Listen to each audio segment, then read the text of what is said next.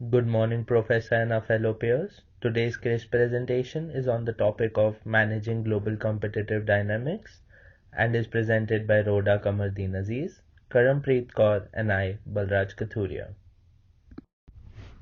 We begin with talking about cooperation and collusion between firms in the same industry. Collusion is defined as collective attempts between competing firms to reduce competition. Collusion can be tacit or explicit. Firms engage in tacit collusion when they indirectly coordinate actions by signaling their intentions to reduce output and maintain pricing above competitive levels. Explicit collusion, on the other hand, exists when firms directly negotiate output and pricing and divide markets. Explicit collusion leads to a cartel-like situation, which is nothing but a trust of people coming together for a common purpose. Antitrust laws in the country today has made the phenomenon a rare one. Along with such antitrust laws, a prisoner's dilemma arises in the game theory. When we look at figure 11.1, we see how four different actions by two airline companies following the game theory fall victim to this dilemma. They reduce prices. If they reduce the prices, the companies end up taking the industry down in terms of revenues. But if they don't, they end up earning nothing and foregoing the entire revenues to its competition. Having said that, collusion is basis several factors or characteristics that make a particular industry vulnerable to it. As seen in table 11.1, these include but are not limited to number of firms, existence of a price leader who sets the prices for others to follow, the homogeneity of products, the barriers of entry in the market, and the market commonality, which is the degree of overlap of markets between the competing firms. Moving on to the influence of institutions and resources. Institution-based view for managing the global business dynamics encourage managers to thoroughly understand the rules governing the domestic and international competition.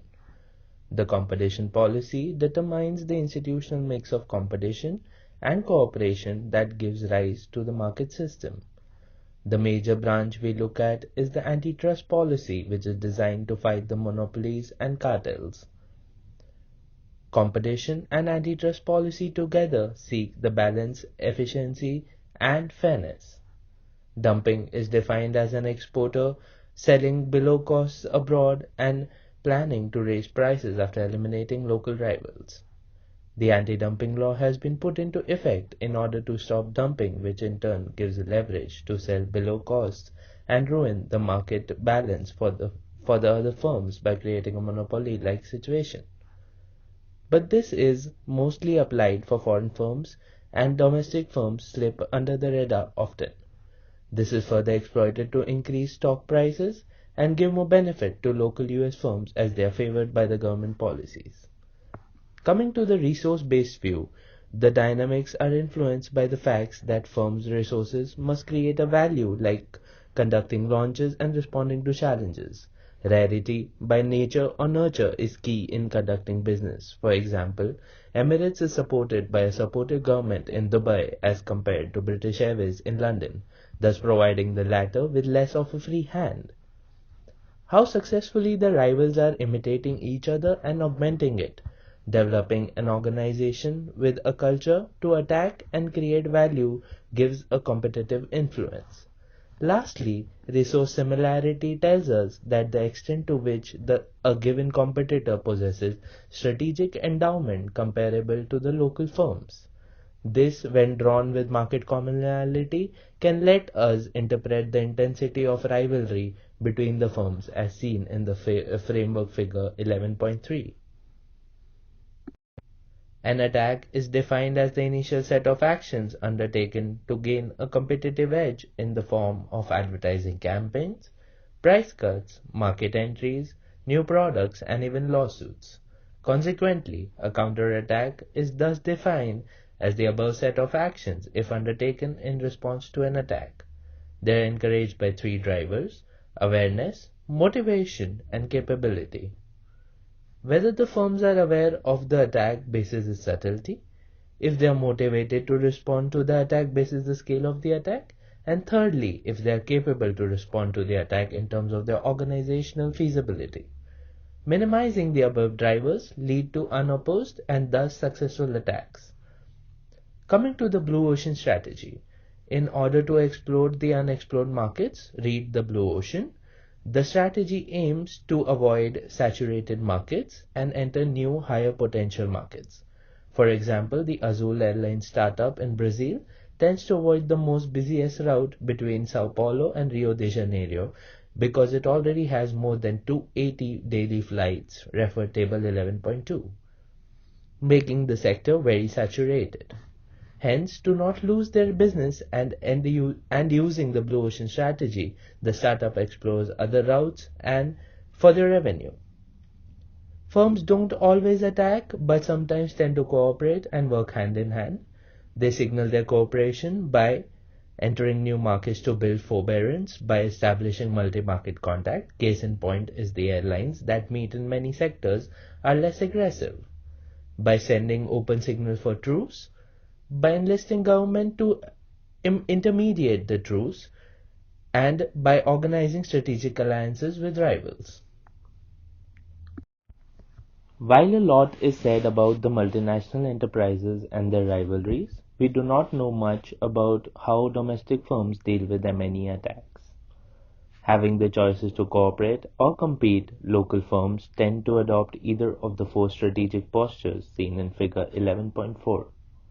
Depending upon the nature of competitive assets and the industry conditions.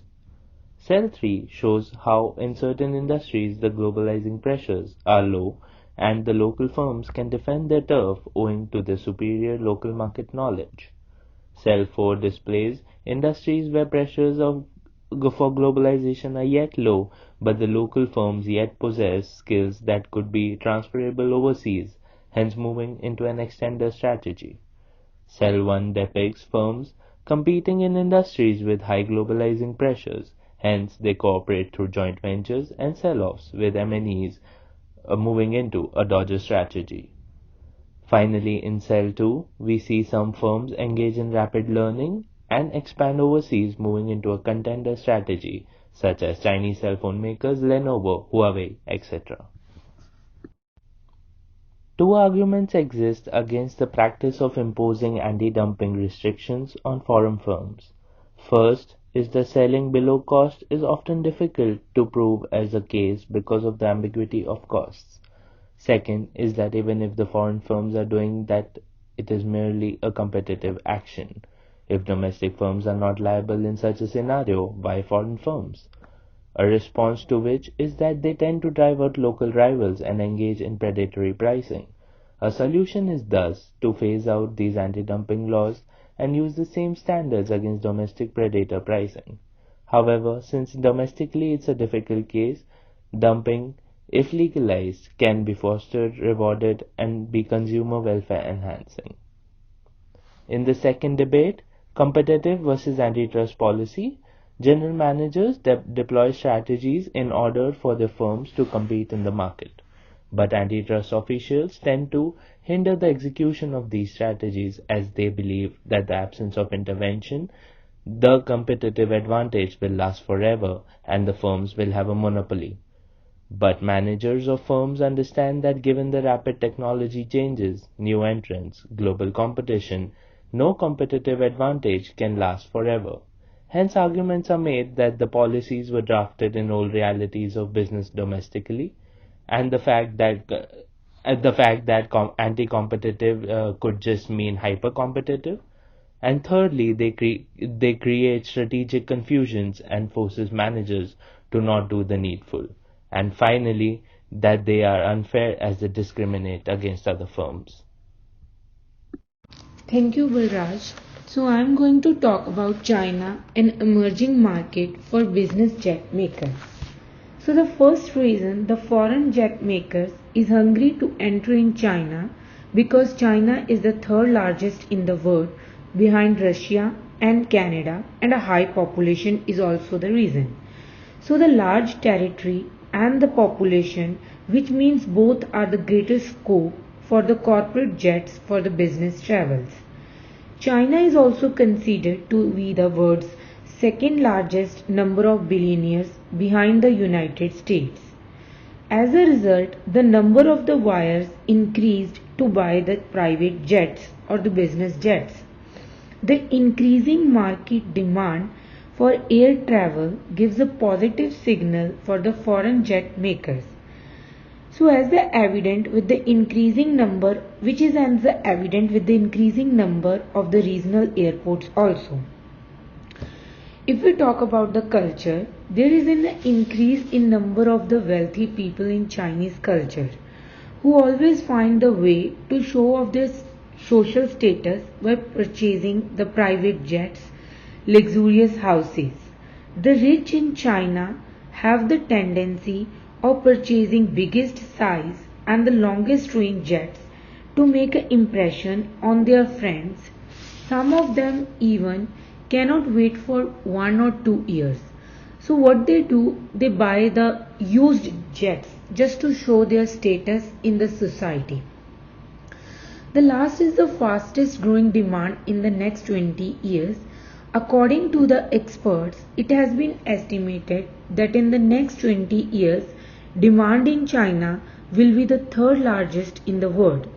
As a result, in China there will be 1500 business jets, which is compared to the USA and Europe, because in USA it has been estimated the demand would be 9,500 and in Europe is the 4,000.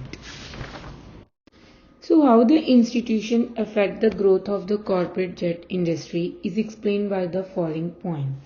First of all, we will discuss about the military control. Military institution affect the growth of the corporate jet industry in China. Military control the skies in China, which means that military institution decides whether companies could initiate their flight plans or not. For example, Beijing's airport only gives 2 takeoff slots an hour to the business jets. Next, secondly, the tax offices, which is another type of the formal institution that could hinder the development of the corporate jet industry.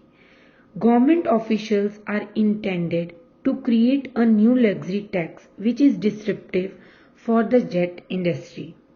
If we talk about the state-owned enterprises, they also influence the development of the jet industry. An anti-corruption campaign which is unleashed by the president, he has scared away a lot of large state-owned enterprises.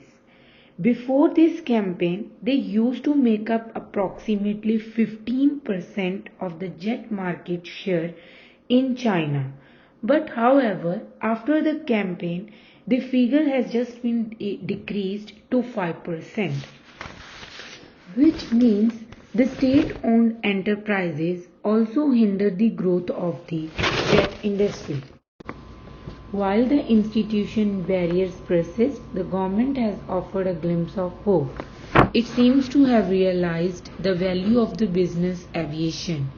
A 5-year aviation development plan has been made by the Chinese government for the development of the non-airline aviations.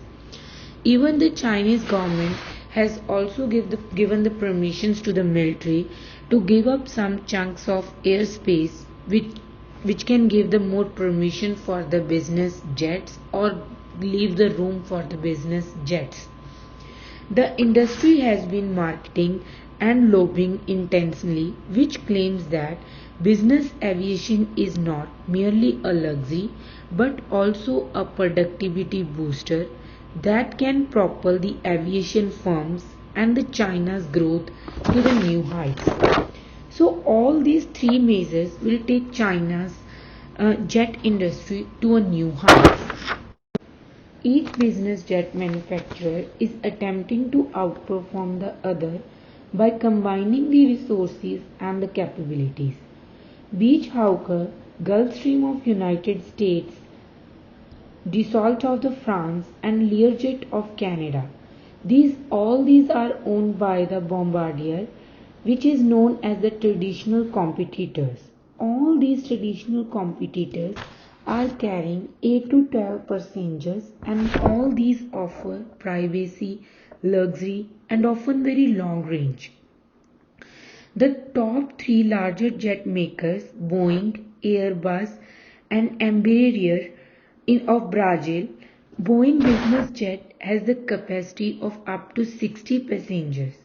On the other hand, Airbus modified its A330 to launch the Airbus corporate jet, which is now up to 40 passengers. Embraer turned to its ERJ-190 regional jet into lineage 1000 up to which carries up to 20 passengers. So all these three business jets offer more spacious interiors, better circulated air and longer range. If we talk about at the price range, these are the competitive to those of the traditional business jets. Culture plays a very important role in any business sector. So here we are going to explain the role of the culture in the jet industry by taking the example of the Gulf Stream. So as we can see nowadays in China, Gulfstream has sold more than 1000 jets and holds the biggest market share. Gulfstream changes the model numbers just to impress its potential buyers. In 2011, Gulfstream renamed its G250, which was introduced in 2008, to G280. And the reason behind this renaming was explained on its website as to the varied culture of its international base. One of the senior executive of Gulfstream also explained to the press that G280 is more amendable number in certain cultures. So we can say that such market-oriented efforts have been rewarded by the Chinese customers. And we can say that their capability to adapt the culture also contributes to a business performance in the jet industry. In April 2014, at the Asian Business Aviation Conference and Exhibition in Shanghai, Gulfstream signed a 60 plane deal. Gulfstream signed a 60 plane deal with Minisheng Financial Leasing, which is known as the aviation finance arm of major private bank in China.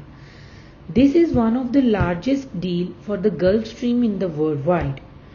So we can say the Chinese business jet industry faces both the opportunities and the challenges, but the industry is developing overall.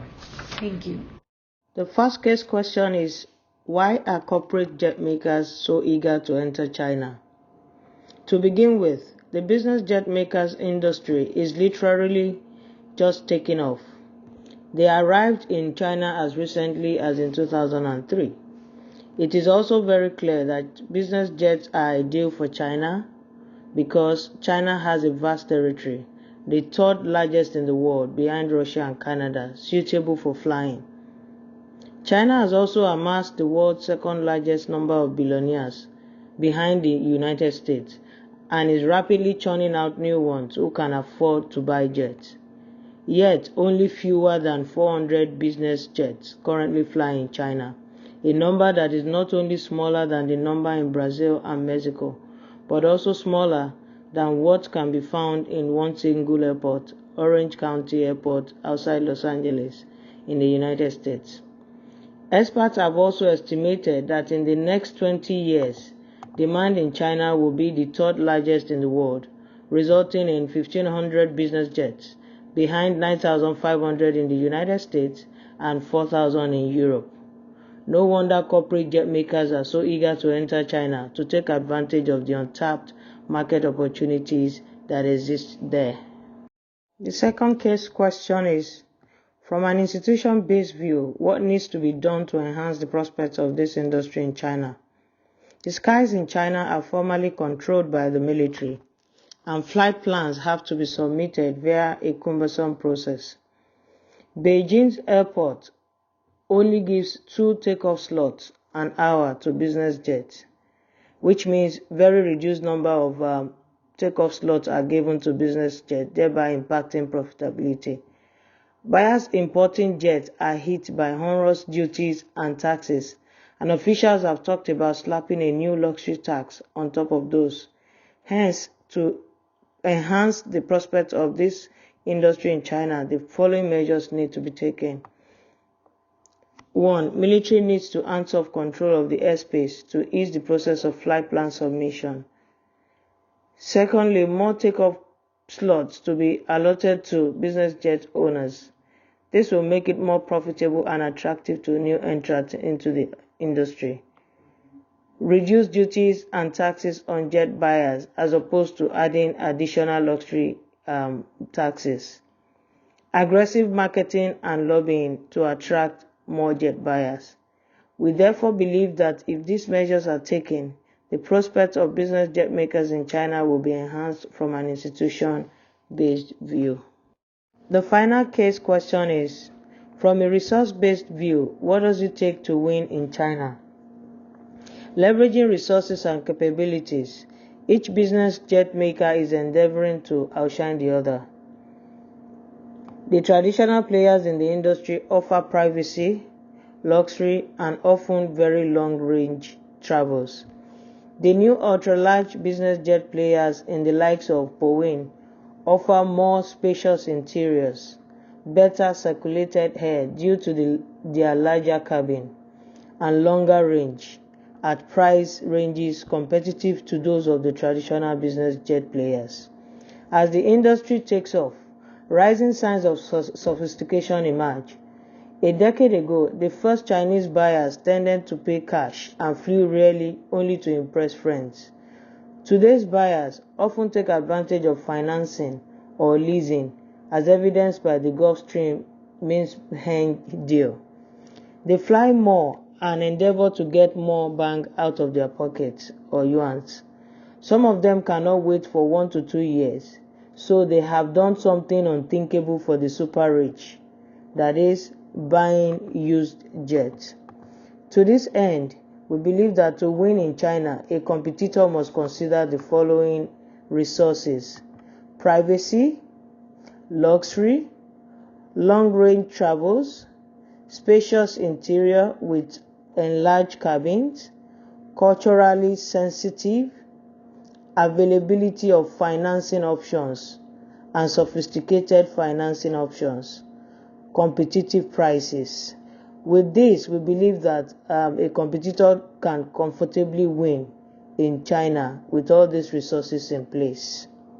To conclude and understand thoroughly, let's look at the competitive edge of Gulfstream versus Bombardier. Gulfstream is currently the market leader in China, who has sold more than 100 jets. They focus on the local culture as they do whatever is needed to win the orders. For example, when they renumbered their G250 aircraft as G280 in order to be more sensitive to the local and global cultures, as in China, 250 is used for stupid or useless. This shows their dedication to being user-centric. Having signed a major 60-plane deal with Minsheng Financial Leasing, Gulfstream is making heavy commitments in order to keep their hold, defend their turf in the market. These market-oriented efforts have given Gulfstream a major competitive advantage when compared to other companies, especially our own Learjet by Bombardier, as it still must make an impact in that market. That being said, we must not forget that Bombardier is indeed the king of the hill globally, with superior flagship models, larger cabin space, better takeoff and landing performances, and longer range. Thus, even though Gulfstream has the influence from an institution-based view, Bombardier still has the resource-based advantages that the customers are attracted to, and it can use that to penetrate the market of China successfully. Here are our references for this presentation. Thank you everyone and have a great day ahead.